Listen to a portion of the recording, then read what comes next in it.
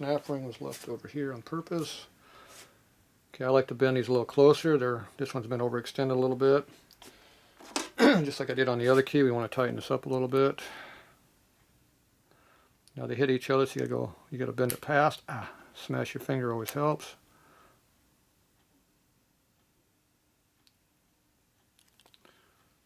See how it's a little bit closer, a little bit lower than the other one. So then we just flip it around the other way, do the same thing. So they hit each other first, so you gotta go a little bit past.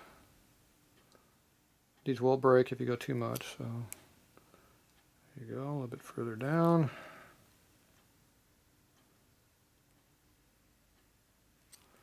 Okay, now they're about equal height. So now I bent it right here, and I want to bend it in the center down here, tighten it up that direction.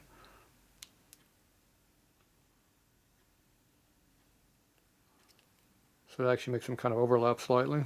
It's fine. Now I get my snap ring pliers and put it out.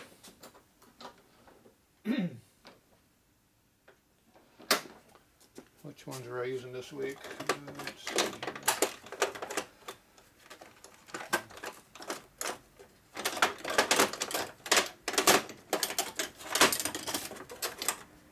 Somewhere in there are some pliers. I modified these to get in deeper. Okay, sharp edge goes out. This is definitely the sharp edge, you can feel it. So that way it'll dig in the snap ring groove and not fall off as easy. There you go. Now you want to make sure this is tight on the shaft when you're done. You want to make sure the key is not here, it's on the other side. So I have to rotate the pump 180 over to make sure it's on the other side. You've got to hold the shaft on this side and put it on from this side. Don't open up any more it takes to get over the shaft.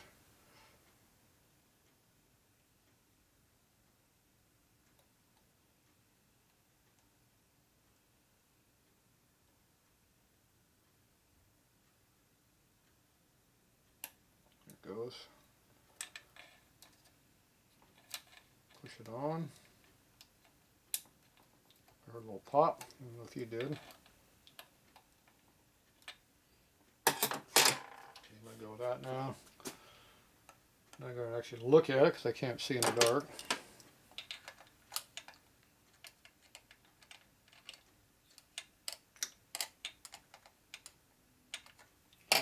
Okay. Wanted to make sure it was in the groove. We have a lot of in-play on this motor for some reason. Usually you don't have anywhere near that kind of clearance. It's actually bad. It allows the key to come out. So you want to make sure you're in the clip all the way around. So you rotate it, make sure you're all the way in there. You are. And we want to make sure the key is nowhere near the opening. And the last thing you want to do, you want to make sure this clip is tight. See how I'm rotating the gear by pulling on the clip? That means that clip is really tight. That is really good. My key is way right here. So I want to rotate this clip a little bit further. I'm going to hold the gear and push it down a little bit. If you rotate this clip in the keyway, it'll actually center it up in there too and make sure it's in there better. Okay, I did that. Oop, so now it's down here. And the key is way over here. Not quite 180 over, but it's a third of a turn over. It's close enough. You gotta make sure that clip is definitely in the groove. It is in the groove. Push it in like that. You can see it's flat. So that is a lot of in-play. I don't like that much in-play. It is what it is. It's sticky on the floor down here. Somebody put some gasket goop on the floor, I can tell. I'm trying to seal my foot.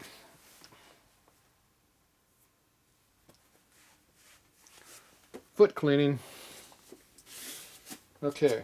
Now we're going to go over here and goop up this surface by gooping up the gasket only and putting the gasket on. You can also goop up the cover here too. I don't mind doubling up on gaskets here on the cover, but I don't want to do it on the pump body itself. But basically you only need one layer of sealer to pumps to do what you need to do.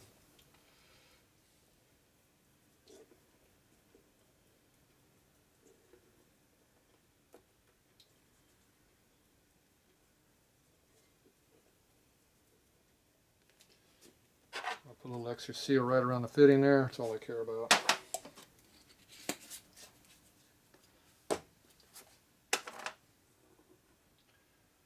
Okay, this is nice and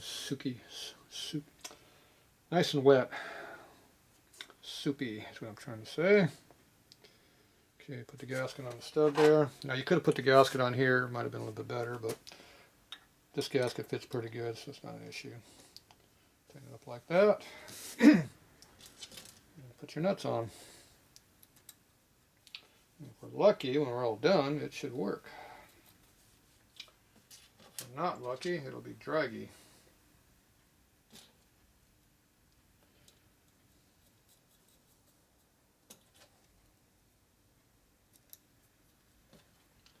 You have to beat on with a hammer though, if it is. Okay.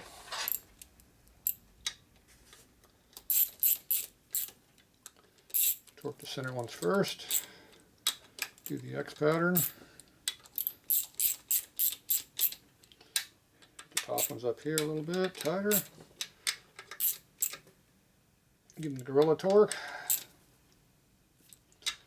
Now the torque is I'm putting pressure on it and it's not getting tight, quit pulling. These are very small nuts. They will strip easily. That's all they need. Okay. I can turn the gear on my finger. That is good. Look at that. That is what you want to have an oil pump. Close fitting and easy to turn. I do not like all this clearance. That is super bad. That key can work its way out if you're an issue, but luckily the rotation will make it go one way or the other. Because it's a worm gear, it will shove it one direction. Alright, I am very happy with how that turned out. Very happy. Okay, now we got our oil pump drive gear, which is right here. It doesn't really matter which way it goes, but this has the oil pump mark on it from before, the spring mark. Goes like that. Look at that, just no drag at all to go in there. Can't ask for any better than that. That is nice. That's how my 57 drag bike is too. Literally it was down to half a thou clearance. Okay, I am very happy with it. Did I already say that? Maybe. Might be true. Okay. Now we got to put all our stuff in here and down here. So there's a screw. So out around here somewhere. Okay, there's two springs. I only saw one spring before, and I got two. Heavy one and light one. There's two balls over here, which we need. There should be an adjustment screw someplace. There's a pressure adjusting screw. We will need that too. We've got our two caps right there. There's the screw. There's your pressure. This is your chain oiler screw or your primary screw. Being over here is probably your primary feed screw. He has a belt drive, so he's going to bottom this out. A lot of times there's a lock nut on here to adjust the height. This does not have anything. Did I see? So I'm going to run that in there and see what happens, see if it bottoms out for height-wise or what the procedure is going to be. Okay, it's too far down to have any kind of a lock nut. See, it's right there.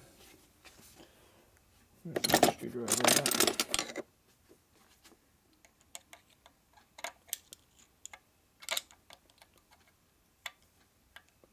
See, he wants to bottom it out to shut the flow off, so we're bottomed out right there, but the problem is we need to have a hard shim in here because there's no room for a nut. You don't want this thing to fall out. It'd be a massive oil leak if you did. So I need to measure the gap right in here and come up with some shim washers to make that happen. So I will have to deal with that here later. You do not want to cram the taper in there real deep, and I already had tension on it. Right there was kind of hitting, you can feel it. Right there it kind of hits. That's tension. It's just a taper going into a hole. So I need to figure out what that tension is. I already got tension on it, so I don't need to go any extra, but I can go another 5 or 10 more if I had to, but I'd rather not. So I just have to figure out what that is. It looks like it's probably about 50, 60 thou. I don't think V-twin sells those shims that they're actually supposed to have in there.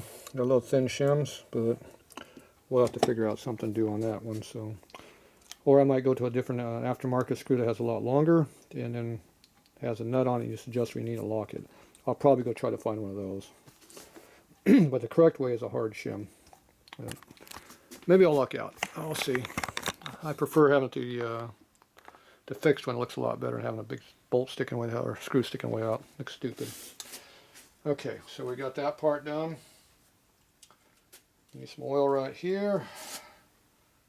Goes into your gears right there. That should be enough. Get your ball bearing right there. This is your pressure spring, so the thick one. This is your adjuster. You give this about 3/8 of an inch difference between the top here and this is max pressure. I think it's any like between quarter and 3/8 down is where you should have them. So you basically just tighten them up until something happens. I'm starting to feel spring tension now, about 1/8 inch down. Not much tension because the light spring. Just keep going down, down, down, down, down. Take about 3/8 inch down. Get your caliper out and measure it. We're at 336, so I'm about halfway between 5/16 and 3/8. There's half a turn more. 360. So I need another half a turn to do what I need.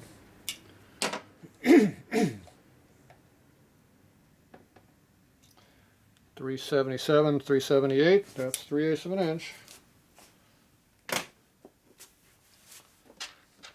Now you got a round cap and a square one. Round goes on sides, square goes on top. This is the side, takes a round one.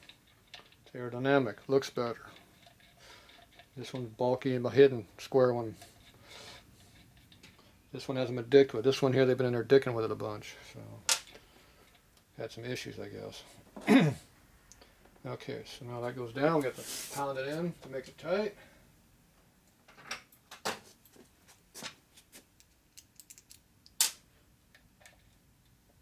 Use a nice large bit so it fits good.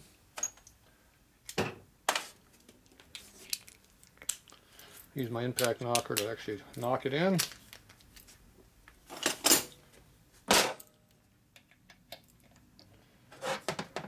So just give it like 1 or 2 little taps. 1, 2. That's all you need.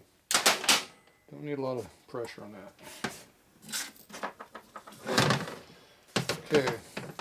This one here is our inlet ball. Put some oil down in there, that way it leaks out better. There's our ball. There's our light spring. Looks like it's been stretched, which is usually not a good sign. This is the one that's all beat on because they're in there fucking with that spring a little bit. Like I said, putting more pressure on that to make it seal better so it doesn't wet sump is usually not the answer, because then it limits how much oil actually goes into the motor. Not a good thing. Okay.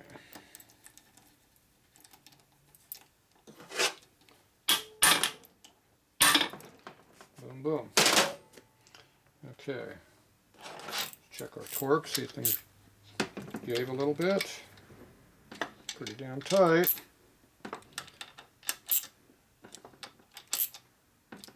You know how many foot-pounds that is? It's tight. Probably about 10, 12. Don't know, don't care.